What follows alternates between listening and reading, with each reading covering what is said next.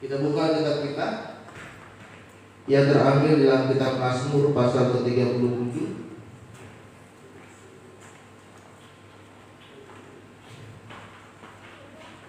Mazmur pasal 37.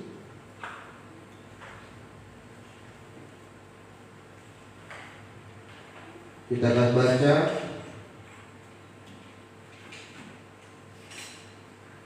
mulai dari ayat ke-25 sampai dengan ayat ke-35. Mazmur pasal 37 ayat 25 sampai 30. Kita akan baca secara bergantian. Saya undang sedang jemaat untuk bagi berdiri. Saya akan bacakan ayat yang ganjil. Bapak Ibu Saudara membaca ayat 6 sampai dengan ayat ke-35. Dahulu aku muda, sekarang telah menjadi tua, tetapi tidak pernah kulihat orang benar ditinggalkan atau anak cucunya meminta-minta roti. Tiap hari ia menaruh belas kasihan dan memberi pinjaman, dan anak cucunya menjadi berkat. Jauhilah yang jahat dan lakukanlah yang baik, maka kau akan tetap tinggal untuk selama-lamanya.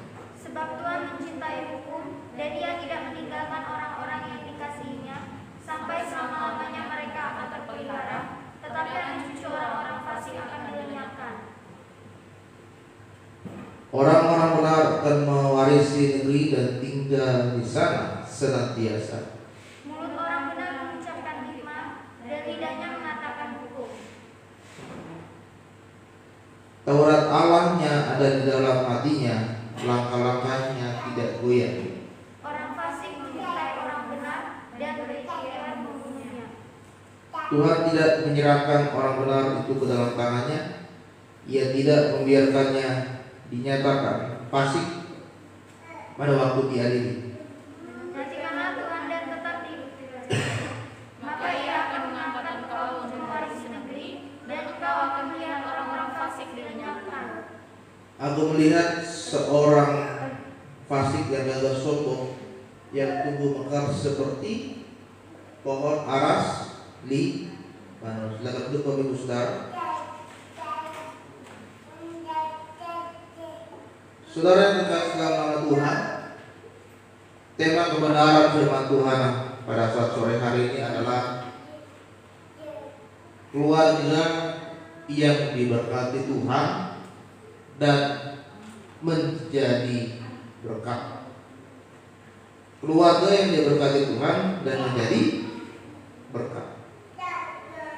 Saudara, di dalam kitab Mazmur pasal 37 ini, penulis kitab ini yaitu Raja Daud, dia menuliskan perbandingan bagaimana kehidupan orang benar dengan kehidupan orang fasik. Apa hasilnya jika dia orang benar, dan apa hasilnya kalau dia orang fasik. Di dalam firman Tuhan dikatakan bahwa orang fasik adalah orang yang selalu tujuan hidupnya adalah kelicikan dan kejahatan. Orang fasik adalah orang yang tidak percaya kepada Tuhan. Dia tahu firman Tuhan, dia paham firman Tuhan, tapi tidak dilakukan. Sedangkan orang benar adalah orang yang tahu firman Tuhan, mengerti firman Tuhan, dan melakukan. Itu yang perbedaannya. Bahwa mulai dari dia muda, bahkan dia sampai tua, firman Tuhan katakan tidak pernah kulihat orang benar ditinggal.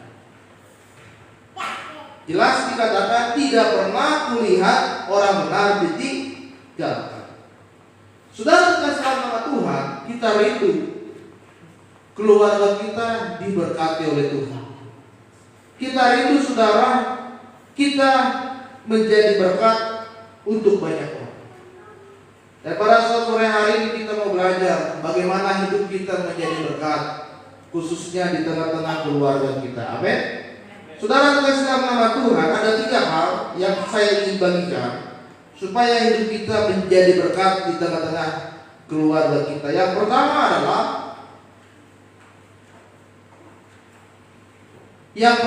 adalah kita harus memiliki kehidupan sebagai orang benar. Itu sebabnya firman Tuhan dikatakan bahwa orang benar tidak pernah ditinggalkan oleh Tuhan. Bahkan orang benar adalah orang yang selalu disertai oleh Tuhan. Saudara, supaya hidupmu menjadi berkat di tengah-tengah keluargamu, kita harus menjadi orang yang benar dulu. Orang benar, orang yang tidak pernah berbuat dosa, orang yang tidak pernah berbuat kesalahan. Orang benar adalah orang yang sepenuhnya percaya kepada Yesus Kristus dan dibenarkan oleh Yesus Kristus oleh kuasa darahnya. Sehingga kita tidak percaya lagi kepada hal-hal tahayul dan nenek moyang, tetapi orang benar hanya menaruh pengharapannya kepada Yesus. Ketika saudara punya masalah, siapa yang saudara cari? Apakah orang pintar? Apakah penerawangan dulu? Apakah saudara cari dulu kenalan saudara? Ataukah saudara cari dulu orang hebat yang punya posisi lebih besar, atau orang yang punya uang lebih banyak dari kita? Atau saudara cari Tuhan? Kalau orang fasik itu gak pernah cari Tuhan kalau punya masalah. Selalu yang diandalkan kekuatan, kehebatan yang dia miliki. Itu orang fasik. Tapi saudara, karena kita sudah dibenarkan oleh Tuhan, yang pengharapan kita hanya kepada Yesus, maka ketika kita punya masalah, yang kita cari pertama kali adalah Tuhan. Ya kan, saudara sakit, yang saudara cari dukun pintar, orang pintar. Ya kan? Ada barang yang hilang, yang dicari dukun. Terawang dulu dong, Mbak. Barang saya berada di mana nih sekarang? Padahal udah ke gereja nih, udah pelayanan, masih percaya kepada hal-hal tahayul dan kepercayaan nenek moyang. Banyak seperti itu. Lihat dulu harinya hari apa nih? Oh, sepertinya nggak bagus nih kalau hari ini. Lihat dulu kalender penanggalan zaman dulu. Wah, sepertinya nggak bagus. Oh, pertama. Kasih nama, lihat dulu namanya. Wah, lihat dulu dari sana. Orang benar adalah orang yang kehidupannya benar. Kesukaannya adalah merenungkan kebenaran firman Tuhan. Itu orang benar. Kalau hidup saudara kesukaannya merenungkan firman Tuhan, jadi tidak ada waktu untuk melakukan dosa. Kenapa? Karena yang selalu teringat-ingat di dalam pikiran saudara itu adalah firman Tuhan. Jadi kalau mau bohong selalu ingat, wah, firman Tuhan bilang tidak boleh berbohong. Mau mencuri selalu ingat, wah, firman Tuhan bilang saya tidak boleh mencuri. Mau selingkuh selalu ingat, wah, firman Tuhan bilang harus setia kepada pasangan, tidak boleh selingkuh. Kesukaannya adalah firman Tuhan. Jadi saudara, mulai hari ini jadikanlah firman Tuhan ini menjadi kesukaan di dalam kehidupan saudara.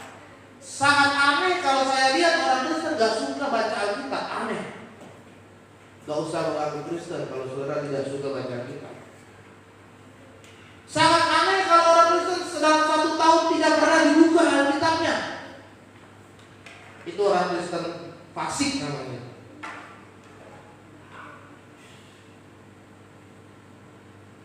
Jadikan firman Tuhan ini kesukaan dalam hidup saudara. Karena firman Tuhan ini akan menjadi berkat di dalam kehidupanmu. Sebelum tidur baca Alkitab, renungkan firman Tuhan ini. Bangun tidur baca Alkitab, renungkan firman Tuhan. Saudara, renungkan firman Tuhan ini lebih dalam, pasti akan meresap, dan firman ini akan mengubahkan hidup kita. Makanya dikatakan firman Tuhan ini adalah suratan terbuka. firman Tuhan ini adalah rema. Karena rema inilah yang menjadi perenungan dalam hidupmu, sehingga membuat hidup kita menjadi berubah. Bagaimana kita tidak bisa berubah? Nggak pernah baca Alkitab, nggak pernah baca firman Tuhan. Melalui firman Tuhan ini, saudara, akan membuat hidup kita menjadi takut akan Tuhan, bukan takut kepada manusia. Kalau hidup saudara menjadi takut akan Tuhan, maka semua yang saudara lakukan seperti saudara lakukan kepada Tuhan. Saudara bekerja seperti saudara bekerja kepada Tuhan, memberikan yang terbaik, seperti engkau persembahkan pekerjaanmu kepada Tuhan. Saudara kuliah, saudara sekolah, berikan yang terbaik, seperti engkau kuliah, engkau persembahkan semuanya kepada Tuhan. Bahkan saudara berkeluarga sekalipun, berikan keluargamu yang harmonis, yang baik, yang rukun, sehingga keluargamu seperti kau persembahkan kepada Tuhan. Jangan keluargamu jadikan keluarga yang berantakan. Suami di mana, istri di mana, anak di mana, nggak pernah aku. Sekalinya ketemu bentrok, bertengkar, marah-marah, nggak pernah ada diskusi. Sekalinya keluarga bertemu, ada masalah. Jadikan hidup saudara, ketika ingin menjadi berkat, jadikan hidupmu menjadi takut akan Tuhan.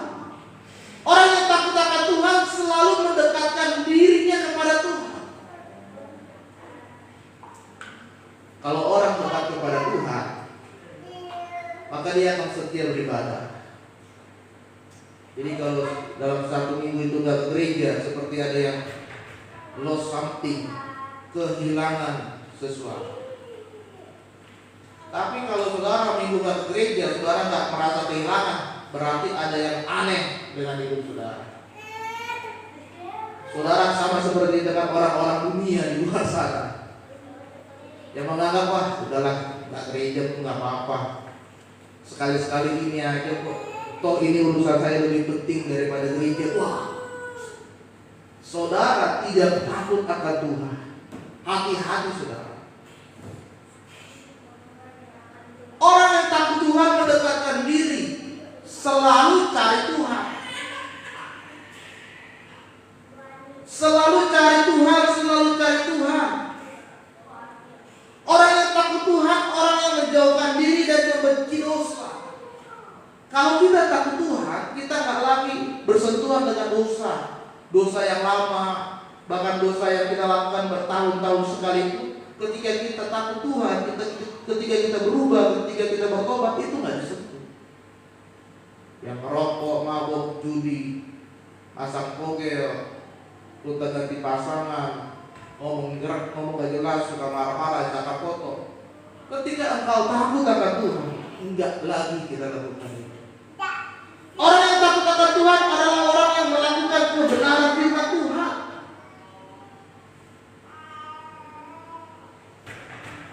Melakukan kebenaran firman Tuhan. Semua firman yang tertulis di dalam Alkitab itu kita lakukan, saudara. Pak, susah Pak, berat. Ya memang.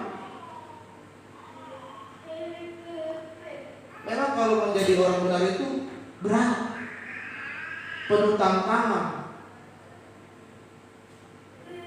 Menjadi orang benar itu susah. Iya memang susah.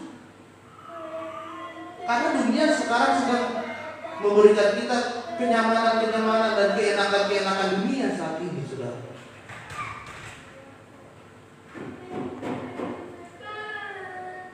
Keenakan dunia, kerusakan dunia yang sedang kita nikmati saat ini. Tetapi ketika engkau bercampur dengan dunia ini, maka rusak juga hidupmu. Jadi yang pertama, ketika kita mau menjadi berkat, yang pertama adalah kita harus menjadi orang benar. Amin. Amin. Waduh, kok pelan aminnya? Amin. Iya gitu dong. Ya. Harus semangat. Saudara kalau masih merasa ditegur oleh firman Tuhan, bagus. Berarti hati saudara itu masih normal. Tapi kalau sudah firman Tuhannya kena, saudara nggak berubah-ubah, hati saudara sudah keras, seperti batu yang keras. Yang kedua, saudara, supaya hidup kita diberkati oleh Tuhan adalah kita harus semakin lagi bersekutu dengan Tuhan. Artinya adalah kita harus semakin hidup di dalam persekutuan, dan kita membawa keluarga kita untuk hidup dalam persekutuan kita dengan Tuhan. Ajak suami, ajak istri, ajak anak-anakmu untuk selalu saling mendoakan dan saling berdoa satu sama lain. Karena di dalam doa itu ada kekuatan Tuhan. Karena di dalam doa itu ada kuasa Tuhan. Jadi jangan sekalipun kita meremehkan kuasa doa. Tapi Pak, suami saya sudah menyakitkan saya, berdoa buat dia. Tapi Pak, istri saya sudah menyakitkan saya, berdoa buat dia. Tapi Pak, orang tua saya sudah meninggalkan saya, berdoa buat dia.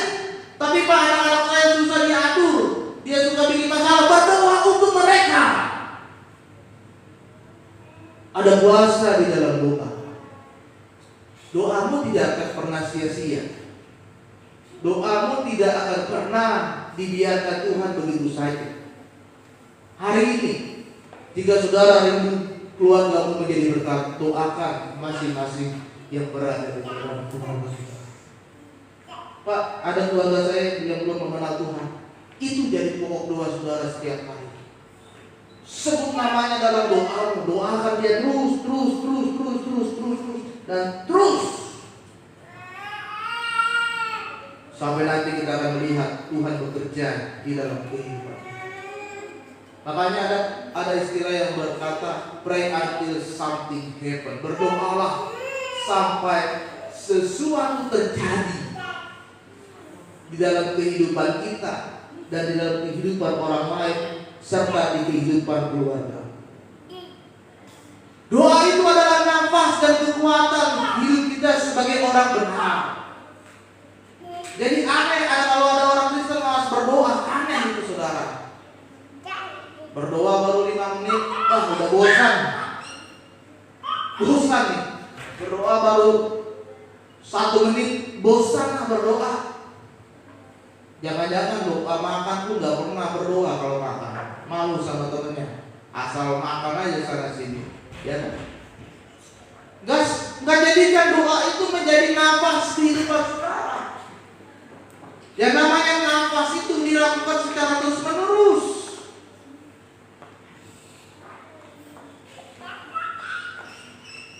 Sehingga menjadi sebuah kebiasaan di dalam kehidupan saudara.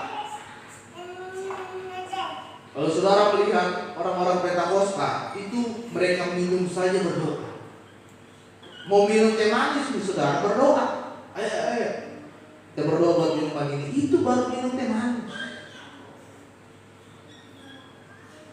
Mau makan gorengan aja berdoa. Ayo kita berdoa buat gorengan ini. Itu baru makan gorengan.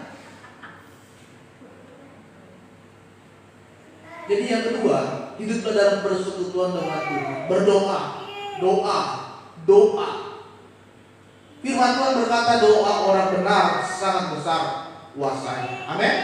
Ketika saudara tadi yang pertama sudah menjadi orang benar di hadapan Tuhan, maka ketika engkau berdoa di hadapan Tuhan, maka kuasa Tuhan bekerja atas doa saudara. Kenapa? Karena saudara sudah jadi orang benar. Saudara sudah jadi orang benar. Maka doa orang benar di hadapan Tuhan adalah sangat besar kuasa.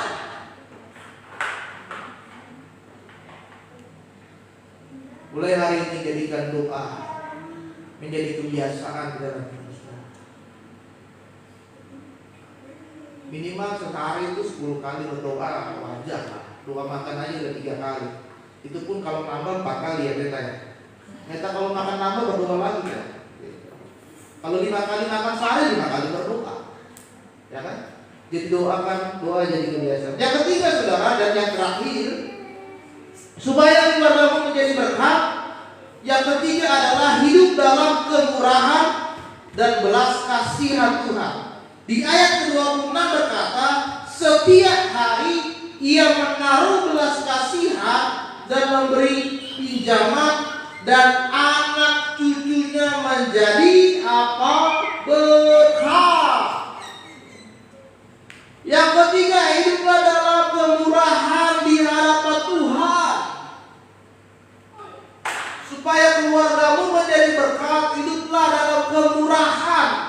firman Tuhan katakan kita tidak boleh tidak memiliki kasih, tetapi kita harus tidak dulu berbuat baik, supaya kita akan ada waktunya kita akan menuai di hadapan Tuhan. Jadi saudara, jangan pernah sekalipun engkau tidak mempedulikan keluarga saudara. Orang tuamu lagi butuh uang, kamu punya uang, kasih. Pak, Ma, aku kirimnya setiap bulan 500.000. Tak banyak, cuma buat bantu-bantu beli beras bapak di kampung.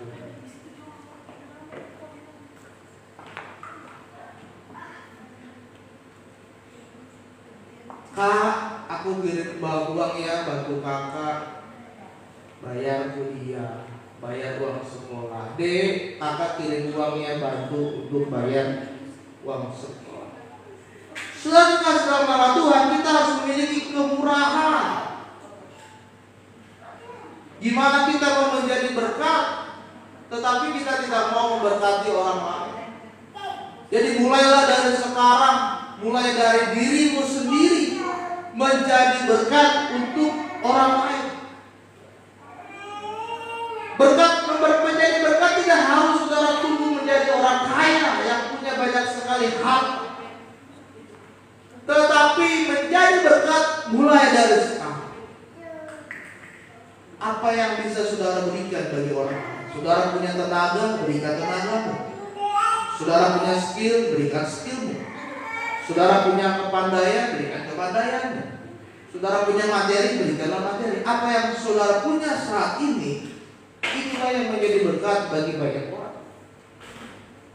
Saudara pintar bermain musik, jadi berkat bagi orang lain. Ajarkan orang lain bermain musik. Saudara bisa membuat kue, jadi berkat bagi orang lain. Ajarkan orang lain membuat kue, sehingga mereka bisa buka usaha. Saudara punya materi yang lebih, jadi berkat bagi orang lain. Tolong keluargamu yang sedang susah dan membutuhkan. Saudara kekasih dalam nama Tuhan, ketika kita mau menjadi berkat bagi orang lain, maka kita akan melihat bagaimana kehidupan kita semakin hari semakin diberkati oleh Tuhan.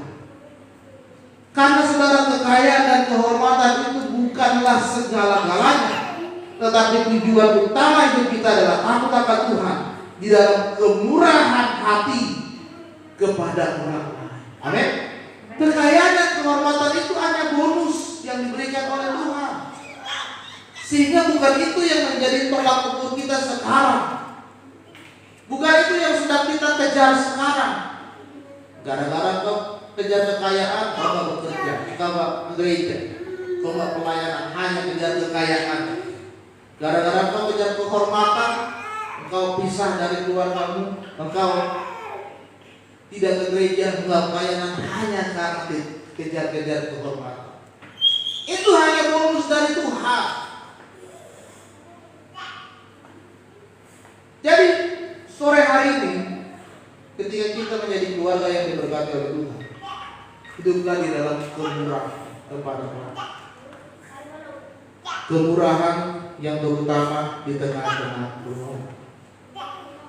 Jadilah orang yang menjadi pemecah masalah di tengah-tengah keluarga. Jangan jadi orang yang pembuat masalah, ya beda ya. Jadi orang pemecah masalah, jangan jadi orang pembuat masalah. Maka keluarga saudara makin lama makin harmonis, makin rukun, dan firman Tuhan katakan kita akan diberkati oleh Tuhan. Maka Tuhan menjanjikan dan menguatkan hidup kita, bahkan sampai keturunan kita pun nanti tidak akan pernah meminta-minta. Biarlah firman Tuhan pada saat sore hari ini memberkati kehidupan kita.